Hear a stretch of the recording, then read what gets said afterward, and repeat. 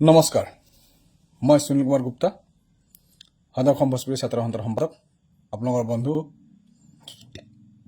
আজি ভিডিঅ'টো বনাবলৈ এটা উদ্দেশ্য, যি সামাজিক মাধ্যমত আমি গুৱাহাটীত যি ঘটনা তিনিটা চালোঁ, বহুত দুৰ্ভাগ্যজনক, নিন্দনীয়। আমি গৰিহণা জনাইছোঁ। যিবোৰ মানুহে কৰিছে তেওঁলোকক অসম পুলিচে অতি সোনকালে কৰেক্ট কৰিব লাগে আৰু উচিত শাস্তি দিব লাগে, যে সমাজত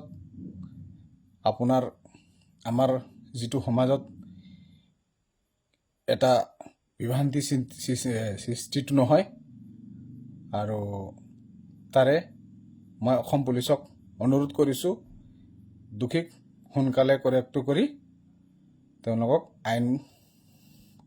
আইনগতে শাস্তি দিব লাগে। আৰু যিবোৰ ভোজপুৰী মানুহবোৰ ঘটনা কৰিছে তেওঁলোকক মই সকীয়াই দিছোঁ, যে আপোনালোকে বাৰম্বাৰ এনেকুৱা ঘটনাবোৰ নকৰিব। আপোনালোকে আইন হাতত কেলৈ তুলি লয়?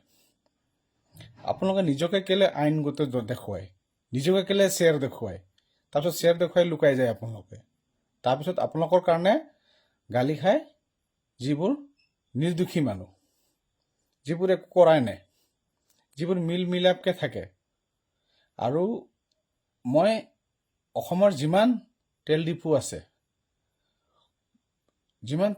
আছে গোটেই মালিকক একদম হাত জোৰি ৰিকুৱেষ্ট কৰিছোঁ, আপোনালোকে এই বিহাৰৰ পৰা সেই তেল ভৰোৱা মানুহখিনি নানিব। আৰু একচুৱেলি তেওঁলোকে নাজানে, ব্যৱহাৰ নাজানে। তেওঁলোকে আমাৰ লগতো বহুত বেয়া ব্যৱহাৰ কৰে।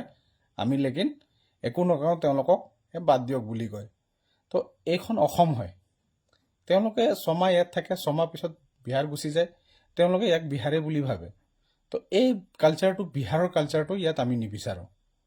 আৰু মই অতি সোনকালে কৈছোঁ যে এইবোৰ তেল ডিপুৰ মানুহখিনিক বিহাৰ পঠাই দিব লাগে। অসমত তেওঁলোকৰ ঠাই নাই। অসমত তেওঁলোকে বিহাৰৰ কালচাৰ আনিলে আমিও নামানো। আমি জানো অসমত কেনেকুৱা থাকিব লাগে, অসমত কিটো সংস্কৃতি চলে, কিটো কালচাৰ চলে, অসমৰ এটা সন্মানীয় বস্তু আছে, মানুহৰ লগত কথা পাতিলে সন্মানত কথা পাতিব লাগে, এইবোৰ আমি জানো। লেকিন যিবোৰ মানুহ বিহাৰৰ পৰা আহে, ছমাহ কাম কৰে, ছমাহ গুচি যায়, এইবোৰ মানুহে একোৱেই নাজানে। তো নেক্সট আমাৰ যিমান সংগঠনৰ ল'ৰা আছে, আমি আৰু একবাৰ এপ্লিকেশ্যন দিম গোটেই যিমান ডিফু আছে চবত, যে এইবোৰক আনিব নালাগে আৰু এইবোৰক বিহাৰ পঠাই দিব লাগে। তেওঁলোকে ইয়াত কাণ্ড কৰিব, তেওঁলোকে মাৰপিট কৰিব, ৰাতি 2 পেক মাৰি দিয়াৰ পিছত তেওঁলোকৰ দাদাগিৰি চাব বিঅচিত, আৰু তেওঁলোকে মাৰপিট কৰিব আৰু ৰাতিপুৱা চবে পলাই দিব বিহাৰত। আইতে চাব চব বিহাৰ গুচি গ'ল। আৰু তাৰপিছত শাস্তিটো কোনে পায়? ইয়াত থকা মানুহখিনি। আৰু মই গুৱাহাটীত যিবোৰ ল'ৰা অভদ্ৰামি কৰে, তেওঁলোকে পিকনিক যাবলৈ তেওঁলোকৰ টাইম আছে। তেওঁলোকক ক'ব, যদি আপুনি সমাজৰ কাৰণে অলপ ওলাই আহকচোন ভাইটি, তো কি ক'ব? মোৰ সময় নাই, দোকান যাবলৈ আছে, মোৰ পিকনিক প্লেন কৰিবলৈ আছে। সমাজৰ কাৰণে আপোনালোকৰ টাইম নাই, লেকিন সমাজক গালি খুৱাবলৈ আপোনালোকৰ টাইম আছে। আৰু সমাজৰ কাৰণে সমাজক ভুল দৃশ্য দিবলৈ আপোনালোকৰ টাইম আছে। তো আপোনালোকৰ নিচিনা মানুহ কাৰণে আমি গালি খাবলৈ ইয়াত অহা নাই। আপোনালোকৰ অভদ্ৰামিটো বন্ধ কৰক। মই আজি ভোজপুৰী ল'ৰা হয়, লেকিন মই ভোজপুৰী ল'ৰা হয়, মই লাজ পাইছোঁ যে আপোনালোকৰ নিচিনা মানুহ আমাৰ সমাজত আছে। কলংকিত মানুহ, এনেকুৱা কলংকিত মানুহ আমাক দৰকাৰ নাই সমাজত। আপোনালোকৰ যদি ইয়াৰ ভাষা, ইয়াৰ কলা সংস্কৃতিৰ লগত যদি আপোনালোকৰ মিলাপ নাই, আপোনালোকে চলিব নোৱাৰে, তো আপোনালোকে বিহাৰ গুচি যাওক। নালাগে আপোনালোকৰ নিচিনা মানুহ আমাক, যি সমাজৰ কাৰণে একটা টাইম ওলাব নোৱাৰে। অকল খালি ক'ব যে মোৰ ঘৰত কাম আছে, মোৰ কিবা আছে। তেতিয়া একো নহয়। মাল খাই ৰাতি গোটেই অভদ্ৰামি কৰিবলৈ আপোনালোকে নেক্সট টাইমৰ পৰা আমাৰ যিমান সংগঠনৰ ল'ৰা আছে, এনেকুৱা ঘটনা যদি হয়, মই তেওঁলোকক আহ্বান কৰিছোঁ, আপোনালোকে অতি সোনকালে ওলাই গৈ নিজৰ মানুহকেইটাক চাব, দুখী যদি এইকেইটা কৰিছে পিটন দিব লাগে। আৰু মই ৰিকুৱেষ্ট কৰিছোঁ, আমাৰ যিমান ভোজপুৰী ভাইসকল আছে, যে কিবা এটা ঘটনা হ'লে নিজৰ আইন হাতত তুলি নল'ব।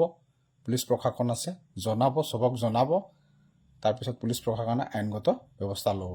আৰু মই গোটেই সমূহ অসমবাসী ৰাইজক, আমাৰ ভোজপুৰী সমাজক ভোজপুৰী ছাত্ৰ সন্থা ক্ষমা বিচাৰিছোঁ, যোনটো গুৱাহাটীৰ যি ঘটনা ঘটি গ'ল, ঘটিব নালাগিছিলে।